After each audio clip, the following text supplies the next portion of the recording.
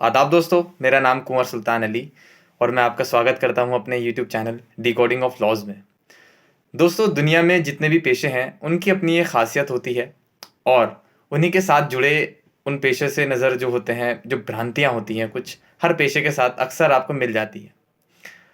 हमारे साथ भी जो वकील लोग हैं, जो पेशेवर वकील हैं, जो दुनिया में या हिंदुस्तान में जितनी भी अदलियाँ हैं उसमें जो वकालत करते हैं, या फिर हमारे जितने भी लॉ के पढ़ने वाले साथी हैं या जो इरादा करते हैं लॉ पढ़ने का, उनके सामने भी अक्सर ये सवाल आया होगा या फिर किसी ने मजाक में या तंज कसते हुए कहा होगा कि जो वकील हैं होते हैं, वो एडवोकेट जो है अक्सर झूठ बोलते हैं। उनका काम जो है सिर्फ झूठ बोलना है और वो अक्सर जो मुलजिम होते हैं उनको जो है बचाने का काम करते हैं, जो कि एक गलत है।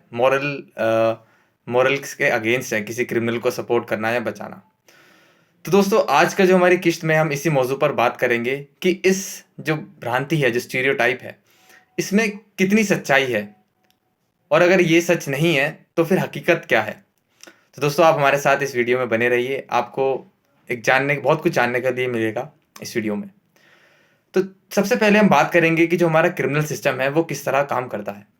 दोस्तों, जो हमारा क्रिमिनल सिस्टम है अक्सर जितने भी कंट्रीज़ हैं दुनिया में, सभी का सेम है कि जब भी कोई किसी पर इल्ज़ाम लगाया जाता है कोई ऑफेंस करने का, तो जो हमारा लॉ है, जब अदालत के सामने उस मुलजिम को पेश किया जाता है, एक्यूज़्ड को, तो कोर्ट यह मान के चलता है कि जो बंदा है, ये एक्यूज़्ड जो है ये इनोसेंट है जब तक कि इसको जो है प्रूव नहीं हो जाता कि इसने जो है ऑफेंस किया है, तब तक ये बेगुनाह है। तो अब जब ये बेगुनाह है तो इसको जो है पूरा राइट होगा, पूरा हक होगा कि ये अपने दिफा के लिए जो है सबूत पेश करे, क्योंकि कोर्ट जो फैसला सुनाता है, चाहे वो सज़ा का हो या बरी करने का हो, वो जो है एविडेंस के बेस पर ही सुनाती है अदालत। तो उसको पूरा हक है कि वो अपने जो इनोसेंस है, जो कोर्ट मान के चलता है, वो उसको प्रूव करे, उसके सब्सटैंशिएट करे और उसके लिए एविडेंस दे।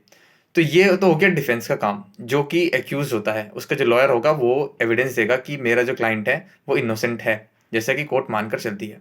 और जो दूसरे पक्ष के वकील होंगे, जो बेसिकली स्टेट होती है, जो प्रोसिक्यूशन है, वो जो है केस लड़ती है उसके अगेंस्ट एक्यूज के, और वो ये प्रूव करेगी कि ये जो है बंदा, जो एक्यूज है, ये जो है मुलजिम है, सज़ा, और उसको जो है अदालत के द्वारा सज़ा मिलनी चाहिए। वो इसके फेवर में एविडेंस देंगे। तो दोस्तों, ये होता है एक हमारा सिस्टम। तो दोनों को अपना अपना हक है कि वो जो है अपने अपने एविडेंस दें, और जो भी अदालत को लगेगा कि इसका जेन्युइन प्रूफ है और ये एविडेंस जो है सही है, तो फिर वो जो है अदालत उसके बेस पर अपना फैसला सुनाएगी। अब आता है दोस्तों सवाल कि जो है मुलजिम करके आया है, जो लोग कहते हैं कि अक्यूज्ड को बचा रहे हैं, क्रिमिनल को बचा रहे हैं, तो वो क्रिमिनल सिर्फ आपके कहने से कोई क्रिमिनल नहीं हो जाता।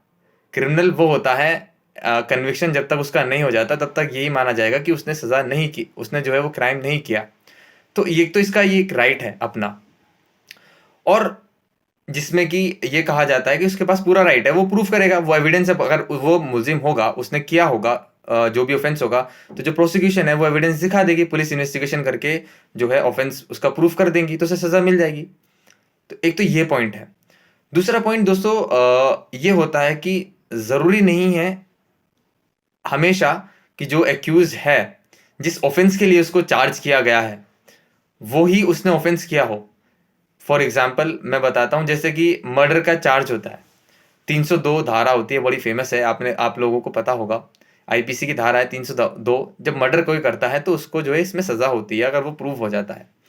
एक और धारा है दोस्तों 299, जो कल्पेबल होमिसाइड की ही बात करती है, मतलब जिसमें इंसान का कत्ल किया जाता है लेकिन जो मर्डर नहीं होता, और उसकी सज़ा है 304 में, आईपीसी धारा में। तो दोस्तों, जब मान लीजिए, उसका एग्जाम्पल्स हैं, कुछ सर्कमस्टांसेस हैं कब वो मर्डर माना जाएगा और कब वो culpable homicide not amounting to murder माना जाएगा। तो हालांकि मृत्यु जो होती है दोनों में इंसान की ही होती है और इंसान ही करता है, लेकिन कुछ सर्कमस्टांसेस ऐसे हैं जो उसे मर्डर बनाते हैं, और कुछ सर्कमस्टांसेस ऐसे हैं जो उसे मर्डर से नहीं बनाते, क्योंकि मर्डर की पनिशमेंट ज़्यादा होती है। तो अगर मान लीजिए कुछ सर्कमस्टांसेस ऐसे हैं, कुछ हालात ऐसे हैं जिसमें जो इंसान की मृत्यु हुई है या हत्या की गई है वो मर्डर नहीं है, उसे ऐसा लगता है कि ये मर्डर नहीं है, और पुलिस ने जो है उस पर केस लगा दिया मर्डर का।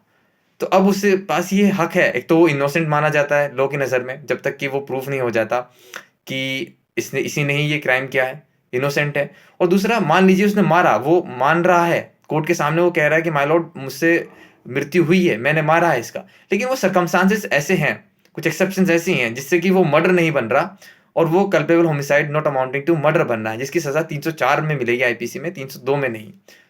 तो अब पुलिस ने लगा दिया मर्डर का चार्ज, तो ये जिम्मेदारी है उसके वकील की कि वो उसको जो है न्याय करते हुए, वो मान रहा है कि मुझसे मृत्यु हुई है लेकिन मर्डर के लिए नहीं उसे चार्ज करना चाहिए, उसके सर्कमस्टांसेस ऐसे हैं कि उसे कल्पेबल होमिसाइड के लिए नॉट अमाउंटिंग टू मर्डर के लिए चार्ज किया जाए। तो दोस्तों ये होता है, एक ये भी कारण है कि लोग उसका जो है वकील केस लड़ते हैं, जो लोगों को लगता है कि ये जो है झूठ इसको बचा लिया, मर्डर में जाना चाहिए था। और लोग अक्सर कहते हैं कि 10 साल ही सज़ा हुई है कोर्ट में, कोर्ट बिक गया, और ये सब इस तरह की बातें करते हैं। तो ये सिचुएशंस होती हैं। ऐसे ही थेफ्ट और एक्सटॉर्शन की बात होती है, कोई केस लगा दिया 420 420 का, आपने सुना होगा, उसमें सज़ा उसमें इतनी ज़्यादा होती है। लेकिन एक केस होता है 415 में चीटिंग का, जिसकी पनिशमेंट 16 में है। हालांकि दोनों चीटिंग है, लेकिन उसकी सज़ा जो है कम है, 416 वाले की 420 की ज़्यादा है, 7 साल की सज़ा है। तो दोस्तों इस तरह के सर्कमस्टांसेस ऐसे हैं जिसमें जो है हर एक्यूज को राइट है कि वो अपने पक्ष में, अपने फेवर में एविडेंस दे, और उसकी बुनियाद पर उसको जो है सज़ा मिलेगी या फिर उसको बरी कर दिया जाएगा। लेकिन दोस्तों ये बात भी ढकी छिपी नहीं है कि मेलिशियस प्रोसिक्यूशंस होते हैं, फॉल्स इन्वेस्टिगेशंस होती हैं, उनकी रिपोर्ट की बुनियाद पर आम लोगों को भी सज़ा सुनाई जाती है। इससे भी हम जो है इनकार नहीं कर सकते। और कुछ वकील ऐसे भी हैं कि जो जानते हैं कि इसी ने ही क्राइम किया है, या नहीं भी जानते लेकिन अपने फेवर में जजमेंट लाने के लिए, अपने क्लाइंट को जिताने के लिए वो फॉल्स एविडेंस देते हैं, फॉल्स गवाहों को लाते हैं, झूठे गवाहों को से गवाही दिलवाते हैं, फॉल्स डॉक्यूमेंट्स जो है देते हैं। तो दोस्तों ये होता है असली में झूठ बोलना, ये होता है कोर्ट के साथ जो है परजरी का ऑफेंस करना आईपीसी में, यानी कि झूठी गवाही देना, डॉक्यूमेंट्स फॉल्स देना। तो इसकी जो है सजाएं हैं।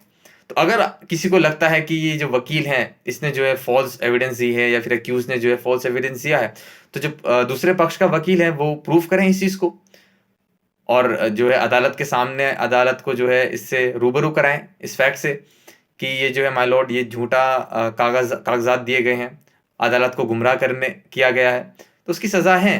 तो मैं ये समझता हूँ आज की वीडियो में बस मुझे इतना ही बताना था कि किस तरह से चीज़ें हैं और उसका परसेप्शन क्या है।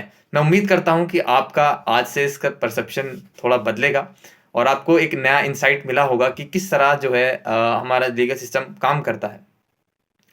तो दोस्तों आपसे विदा लेने का वक्त आ गया है। मैं आपसे गुजारिश करता हूँ कि इस वीडियो को ज़्यादा से ज़्यादा शेयर करें, जिससे कि लोगों को पता लगे कि उनका भी परसेप्शन चेंज हो। धन्यवाद।